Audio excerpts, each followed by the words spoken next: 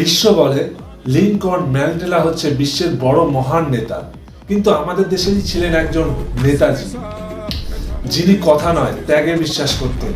নেতাজি সুভাষচন্দ্র বসু, ভারতের চিরন্তন সাহস। I do not know how many of us who are going to participate in the coming battles will survive to see India free.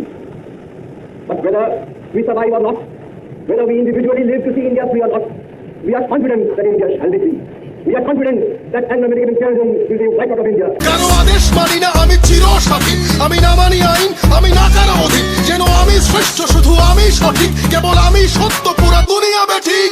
প্রলয় আমি করি ধ্বংস, আমি শত্রু খাইলে সদা অন্য, আমি শৃঙ্খলা মানি না।